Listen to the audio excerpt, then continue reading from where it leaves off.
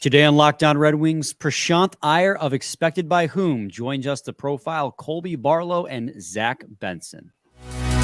You're Locked On Red Wings, your daily podcast on the Detroit Red Wings. Part of the Locked On Podcast Network, your team every day.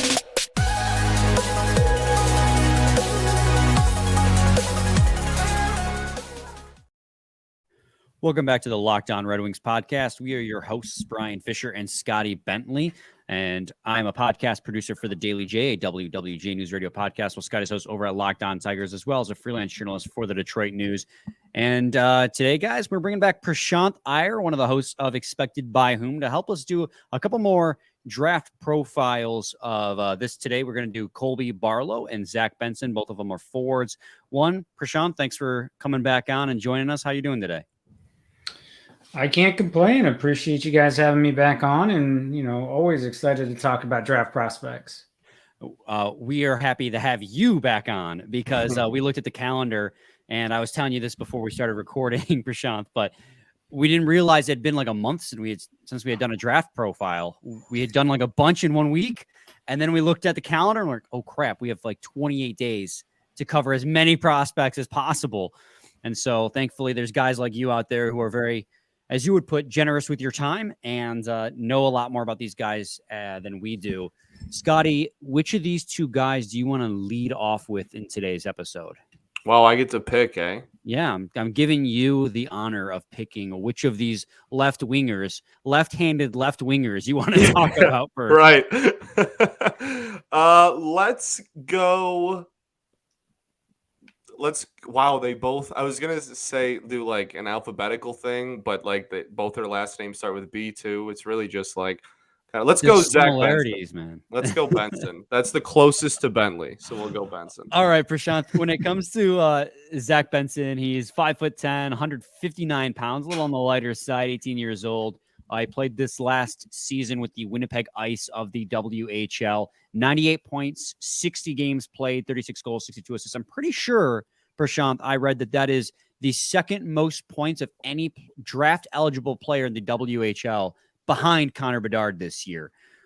I guess my first question would be I'm seeing him drafted his rankings on a lot of places in like that 5, 6, 7, 8 range. Like, why is he there and not higher when he was just behind Connor Bedard?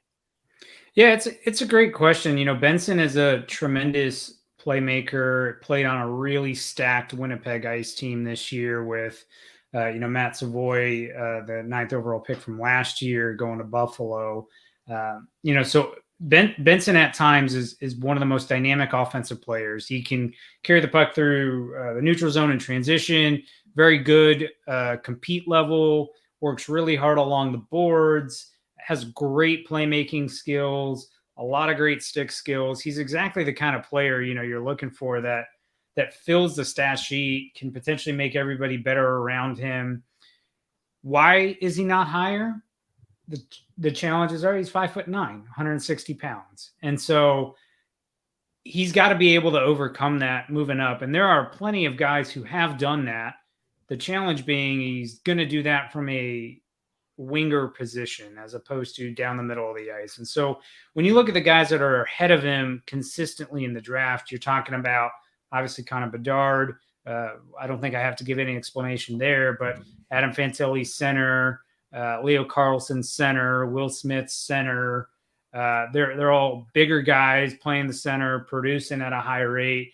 Matvei Michkov obviously doing what he's done out in Russia. He's a right winger, but even still, he's kind of produced at a level that's a little bit higher than what we've seen from Benson. But you could make a case that Benson is one of the 5 most talented players in this draft. The question will be, can he overcome all of that with his size? Well, I guess my question is kind of the exact opposite then, in the sense of, is it wishful thinking to think that he will be there around our pick, or do you think that is in the realm of possibility still? Yeah, he's definitely in the realm of being available. If you look at the rankings that have come out from the public over the course of the year, he's really been ranked as high as 4, but he's also been ranked as low as 17. And that 17 came today on May 30th from Corey Pronman. So Corey Pronman's got Zach Benson at 17th on his list. Pronman last year, was pretty accurate with some of the positions of the guys that went, most notably Shane Wright, who went 4th after a lot of people thought he was going to go 1st overall. So it would be very interesting to see how much of this is an informed opinion. That being said, I think Benson is going to be there at 9 for sure, and potentially will be there at 17, because you're always going to have a run of defensemen that tend to go out. We don't really get drafts anymore. They don't have defensemen going in the top 10. So expect to see David Reinbacher. Dmitry Simashev is making his moves up. Axel Sandin Pellikka is there as well. Mikhail Gulyayev. There's a number of guys that I think that are on the defensive side that'll slide up such that Benson is there at least 9, potentially even there at 17. What's led to this kind of slip in his draft stock? I mean, a lot of these draft rankings, you're saying the newest one today has him at 17, but prior to that, according to Elite Prospects, there's only been 2 other rankings that's had him at 9 or lower. Everything else has been top 8, top 7, top 6, even higher than that. Is it just the results of U18 Worlds influencing some guy's stock? Is it people are starting to balk at his size because he's only 160 pounds? And you can put on muscle. And we've seen undersized wingers time and time again excel at the NHL level.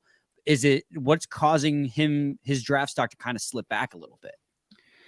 I don't know that there's anything he's necessarily done from a performance standpoint that's caused his stock to slip. Rather, as we get to this period of time where there's not really a lot of hockey being played, not a lot of prospects are continuing to go on, and you've got people kind of relitigating the same video over and over and over, you're going to have these fluctuations. But I do think one thing that Pronman has been relatively consistent with is he has been on the lower end of rankings with Zach Benson. And really what it comes down to is, as I mentioned, his size, 5'9", 160 pounds.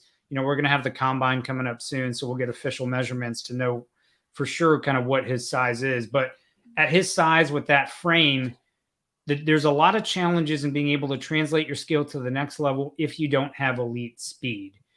And Benson does not have elite speed. He is a good skater, probably not anything worse than league average, but he doesn't have insane separation speed. And so when you think about defenders being able to use their reach, their stick length to be able to keep him at bay, there are some questions as to how effective is he going to be if he can't separate from defenders.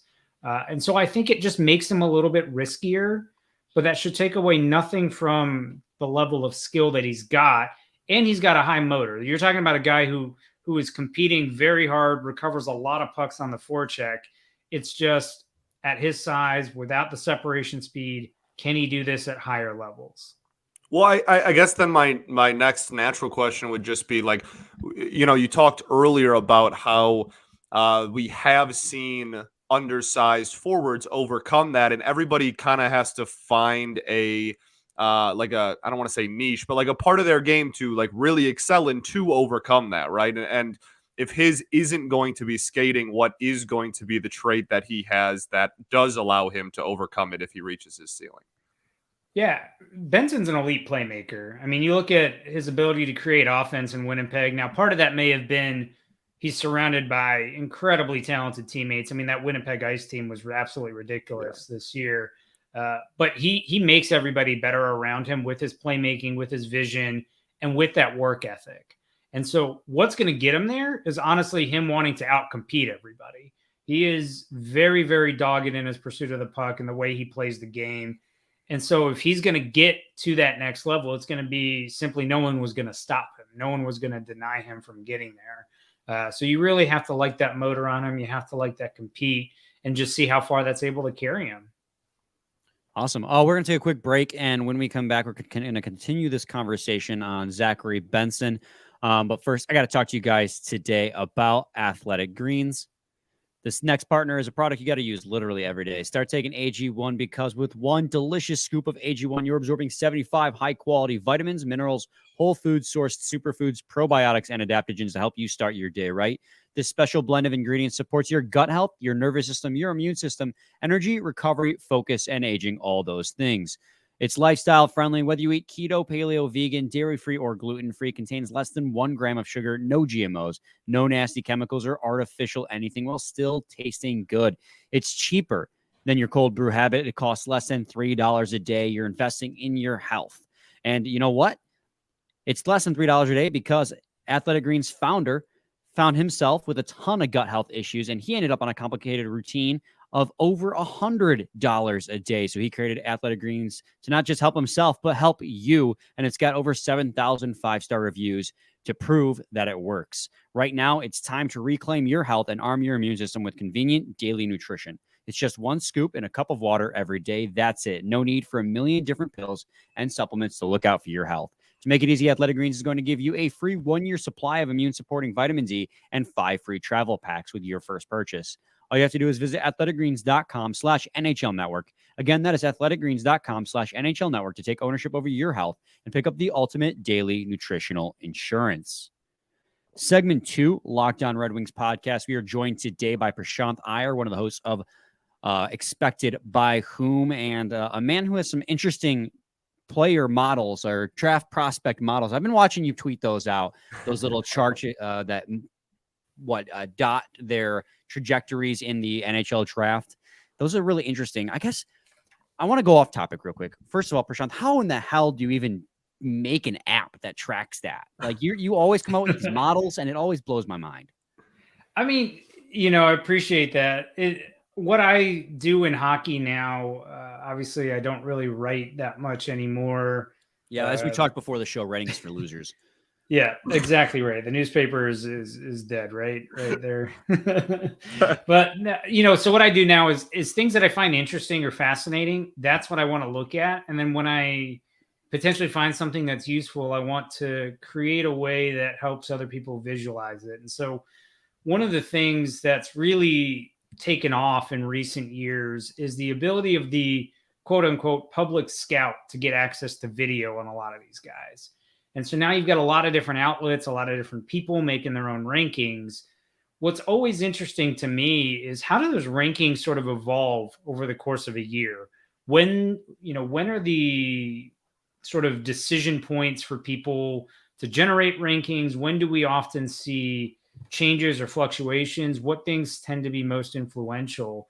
So what I thought would be fascinating is if you look at a lot of draft rankings, most people start with their first draft ranking about a year ahead of the draft and will continue to put out anywhere from 3 to 4 to 5 more rankings. And you can actually follow over the course of time and see how certain players evolve. And, with that being said, I decided, hey, let me just create a way to visualize it and let people visualize whoever their players were. And so just pulled the list of folks from Central Scouting and tied it together to the rankings that I find. So it's kind of a fun way to look at things. That's really interesting. I want to get back to that at the end of the show if we have time, but we should stick to the point here. And my final question I had about Zach Benson was just exactly how does he fit, if he does at all, with the Detroit Red Wings organization? And we talked last time you were on, one of the Red Wings' biggest needs right now is goal scoring. He's primarily a playmaker, although he can score goals as well. Again, he had 36 goals with that stacked Winnipeg Ice team. Does he find himself with a good fit in the Red Wings organization? Is he someone that the Red Wings might pursue?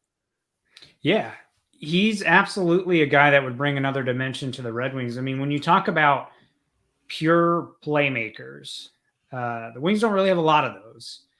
Lucas Raymond was the guy that was built to be that, and he's still, obviously has the potential to be that. But if you're looking for what the concerns are from a frame standpoint, Lucas Raymond has been a little bit of that concern from his frame, not being all that big. And he's got an inch plus, 10, 15 pounds on Zach Benson. That being said, what does Benson bring to the Red Wings? Dynamic playmaking that you just don't have right now. He's a guy that can carry the puck through the neutral zone like we talked about. He's got the ability to freeze defensemen, create plays for others. It really is a dimension the Wings simply don't have outside of Lucas Raymond, who is still kind of coming into his own and developing. And you can argue that Benson's maybe a little bit more developed at that compared to where Raymond was at the time of his draft. And so very much so, I think he brings a lot. He's obviously playing the other side of the ice from Raymond being a right winger, Benson being a left. I think Benson also brings a lot of, playmaking ability to the power play. The Red Wings power play over the years has looked really stagnant. Benson's a guy that can see passing lanes, create things by himself. And so all that being said, I do think he absolutely fits into the Red Wings if they decide to draft him. You got anything else on Benson? Yeah, we can transition right into Colby Barlow then. So the second guy we're going to profile in today's episode is Colby Barlow, left wing, left-handed shot, 6'1", 187. Got a few inches on Benson. A lot of draft rankings have him listed between the 8, as low as 30 if you ask Smart Scouting, but he's typically somewhere between 8 and 20 in most draft rankings that I see. He was the captain of the Owen Sound attack, 59 games played, 46 goals, 33 assists, 79 points in the OHL this year, and he wore an A for the U18 Team Canada at the World Juniors and had 4 points in that span of 6 games. All right, Prashanth, after I got rid of all that mouthful, let people know who he is. Colby Barlow, what do you think of him? So he's a tremendous winger that can play in all situations. So obviously coming out of the OHL, he's a guy that is going to be best known as a goal scorer. So he scored goals at a ridiculous rate. I mean, I think when he was 16 in the OHL, the guy scored 30 goals in 59 games. He is a pure goal scorer and can score from range. Almost, you don't want to make the comparison too far that way, but Patrick Laine-esque in terms of the ability to beat goalies from distance. That being said, beyond just his shot, he's also got kind of a great build. So we just talked about with Zach Benson being a smaller guy, small frame. Benson's got a pro frame, being 6'1", 190 pounds. I mean, he is very well built, very strong on his skates. Doesn't necessarily have the same foot speed or speed necessary that would really truly make him elite. But ultimately, you're looking at a guy that's going to play all situations, top 6, with a great shot, ability to beat goalies from range, something the Wings sorely are missing right now. Well, I think we have talked about, and honestly, I'm pretty sure we talked about it with you last time you were on, just I almost want to use the word desperate need for the Red Wings to add someone who can either be a pure goal scorer or turn into a pure goal scorer. And as you said, that's kind of what he's being labeled as, I guess, right now. And he's done that at the OHL level. Is this a guy that can legitimately turn into that, I don't know, like, dare I say 40-ish goal scorer at the NHL level? I think if he's going to turn into a 40 goal scorer at the NHL level, one thing that's going to have to improve is his shot selection. Sure. If you go and one of the nice things about the OHL is they track shot locations throughout the game. And so you can actually pull Barlow's shot locations and see where they're at. He does tend to shoot from range quite a bit. Now, there's questions as to why does he do that? Does he do it because he can score from there against OHL goalies, or is he doing it because he doesn't want to go one-on-one with the defender, or he's not confident in his ability to beat the defender? All that being said, obviously, once you get to the AHL, NHL level, you are very rarely going to score from range on these goalies, even if you're Patrick Laine or Alex Ovechkin. And so I think for him to really be that 40-goal scorer, he's going to have to work a little bit on his skating. He's going to have to work on his ability to kind of take defensemen one-on-one and get to better areas of the ice. If he does that, this is a guy that can be a 40-goal scorer in the NHL, absolutely. And so that leads me to my follow-up question, too, is obviously he is ranked lower generally in most rankings than the other guy we're talking about in Zach Benson, despite the fact that he's bigger, he's more of a goal scorer. Is it because of those things? Because people tend to think that maybe a lot of his goal scoring is because of the level of play he's at, that he is ranked lower. Like, what separates him and Benson? Yeah, I think Benson's a far better playmaker. Benson's got a higher motor. Barlow's got the better shot. But beyond those things, sort of Benson's, I think, overall game is much more appealing than Barlow's overall game, even though Barlow has the ability to play in all situations. So I think that's a large part of what goes into it. That being said, I would not be shocked if you saw Barlow go before Benson this year, despite what all the public rankings have had, and strictly because of that pro size, that pro frame, and having an elite shot. Those are things that are highly coveted in today's NHL. And that may be reasons why. But I think publicly speaking, the reason why he's ranked a little bit lower is his game is not nearly as well-rounded from a playmaking standpoint, from a transition standpoint, and from, the ability to get to those more dangerous scoring areas. I think Benson's got the edge there for sure. Gotcha. We're going to take another quick break, and when we come back, we'll wrap up the conversation on Colby Barlow, so stay tuned to Locked on Red Wings. Segment 3, Locked on Red Wings podcast. We're joined by Prashanth Iyer, one of the hosts of Expected by Whom, and he's helping us break down 2 prospects in today's episode. Previously, Zach Benson. Now we're talking about Colby Barlow. Scotty, I believe you are next up on the ticky-tack question order we go on. Honestly, I want to, the last question, like you had just talked about, how like national media kind of outlets were maybe ranking the 2 of them. I want to know you specifically, if both are on the board and they are, in your eyes, the 2 best prospects available, which way are you leaning? Yeah, if both are on the board and I'm picking between these 2, Yeah. I'm leaning towards Zach Benson. I will take the shot on the guy that's got a more well-rounded game, has the playmaking ability, that compete, that motor, the hockey sense, the IQ, and trust that he finds a way to succeed at the next level, because I think he's a guy that I think Corey Promen put a player comp that I really like for him in terms of Jonathan Marchessault, Sure. Similar size.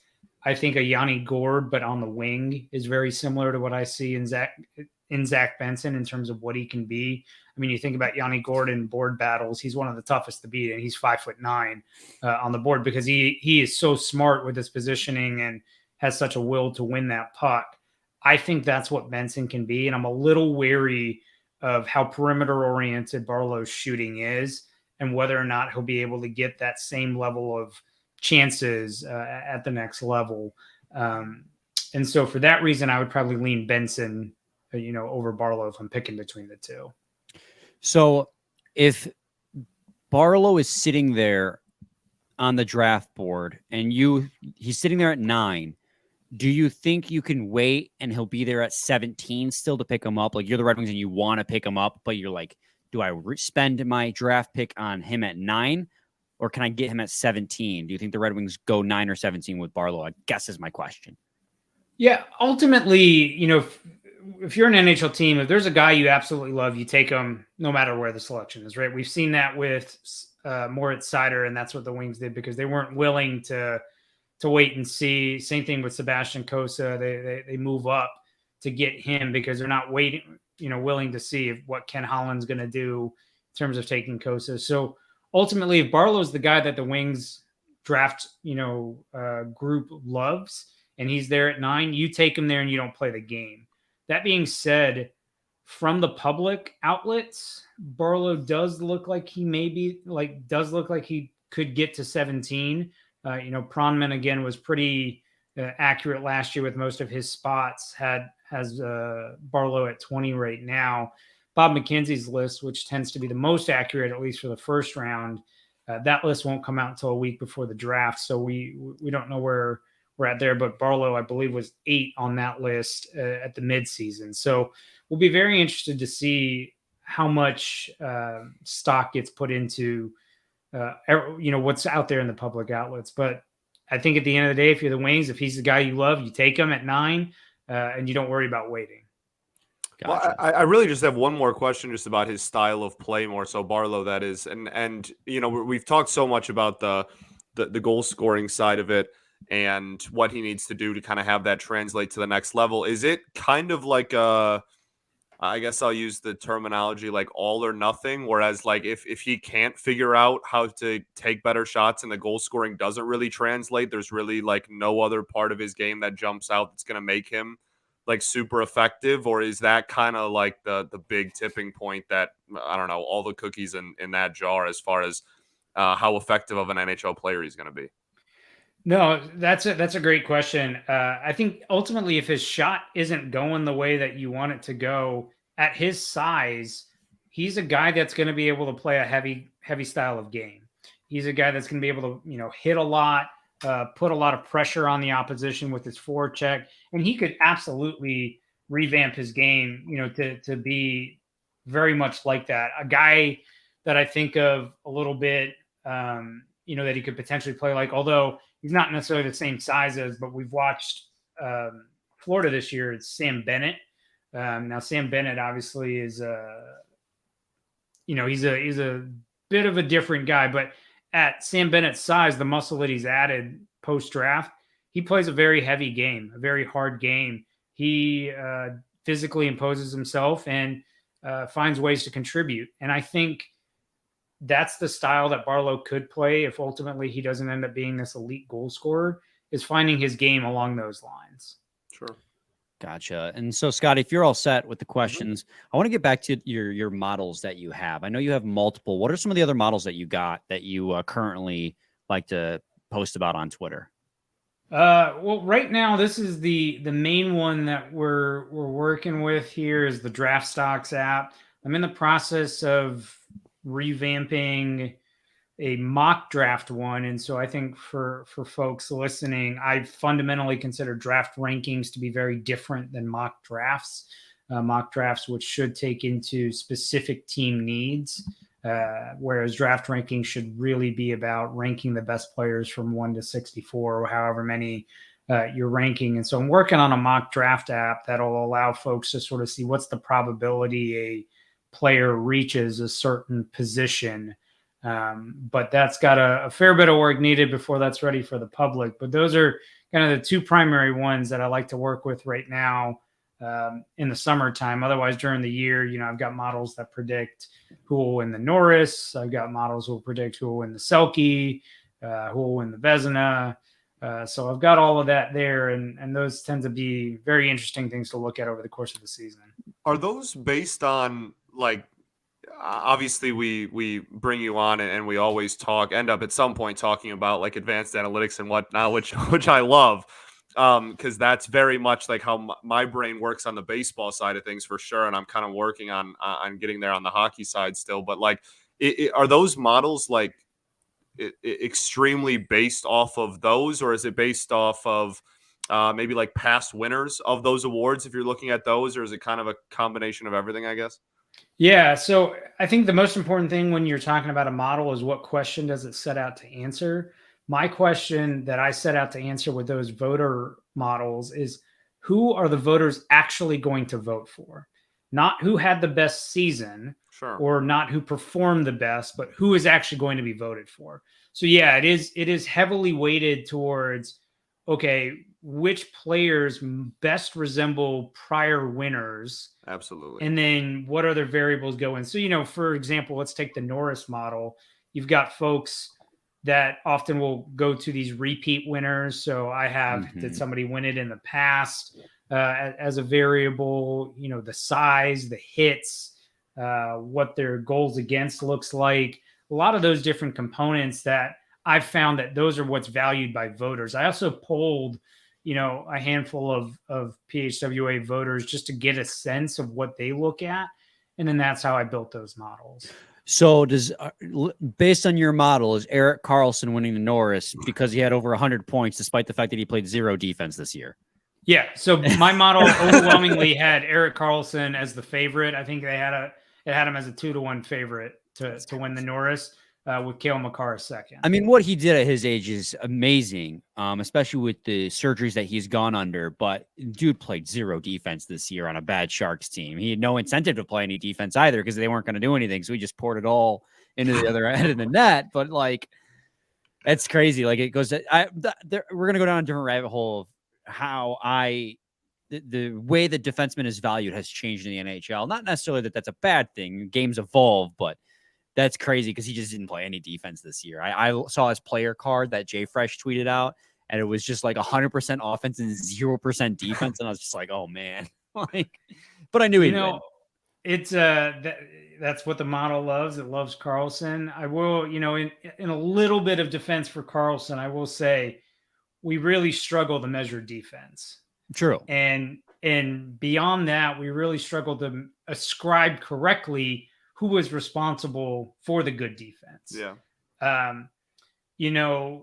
this is going to come out on the 31st, so it'll predate an interview that we just did, but we just interviewed a prominent NHL front office person. And one of the things that person said was, when comparing public versus private analytics, was that public analytics is like, you've got the lights off for 9.9 seconds, and then the light switch gets flicked on for 1 second, and it goes right back off. And then you've got another 9 seconds in the dark, because on average in the NHL play-by-play, which is what informs all of our models, there's one event every 10 seconds. So you're 9 seconds in the dark, 1 second you know about. Sure. Whereas in private data, they have 10 events per second. Wow. So there's a lot more ability to see the room. And so I think it's just always good to keep that reminder in the back of your head when you're looking at a lot of these models. We do the best we can, but it's hard, and we're going off of very little information. Well, like baseball's the exact same way. The amount of the difference in data that from front offices, especially like as you get, lower and lower down the totem pole as far as like organization, there's a massive difference there. That makes a lot of sense. And I think that goes a long way to help, like keeping that in your back of your mind goes a long way to help remember why some players get the contracts they do. Like Scotty and I pretty heavily criticized the Ben Sherratt contract when it happened, but we knew that GMs around the league loved the guy. I mean, they traded a first-round pick to get him. The Florida Panthers did. Red Wings sent him to 4x4. Analytically, he's kind of a disaster out there, but everyone loves him. And I understand, like in the locker room, he seems like a great guy, but like, that's why. It wasn't until like I went to an actual Red Wings game and watched him for the first time this season live that I was able to kind of pull back away from the computer monitors and be like, oh, I can see it now. Because he does do things on the ice that doesn't necessarily get reflected in advanced analytics. Like just the sheer amount of times he dove on the ice to block shots, like he's fearless out there. And I'm not going to go as far as to like Ben Sherratt deserves his 4x4, but like I start to understand why, sometimes it is important to look at what's happening on the ice and not just what's happening on the score sheet or in the data sets, Yeah. I mean, you're absolutely right. To stick with the Ben Sherratt comparison, there's very few defensemen that skate better than him. Mm-hmm. He's one of the best skaters. And to have that skating ability from the back end is tremendous. Now, you obviously have to pair it with excellent decision-making and, things to really take your game to the higher level. But you've got a guy who's fearless, very competitive, plays with a bit of an edge, and is a tremendous skater. It's hard. It is easy to see why a lot of general managers like him. And I think there may be different pieces of information that each has access to that allows them to make their decisions about him. And ultimately, there isn't one right opinion and one wrong opinion about a lot of these guys. It's just, it's how you want to slice the information and what, how that sort of feeds where you're going and where you're thinking. Absolutely. Scott, anything left, buddy? We ball. That's it. Awesome. Prashanth, thank you so much for joining us, man. Yeah, thank you as always. Where can the people find you? Where can they hear you? Well, you can always find me on Twitter, probably spamming with some ridiculous chart, as Brian just mentioned. But otherwise, if you want to listen to a little bit more analytics-based conversation, we've got the podcast up and running, Expected by Whom. Myself and Sean Shapiro, we record about once a week, try and get things out every Friday. So tune in if that interests you. Awesome. Again, thank you so much, Prashanth. And then Scotty, you and I will be back tomorrow with a new episode. So stay tuned to that. Same time, same place. See your team every day. Every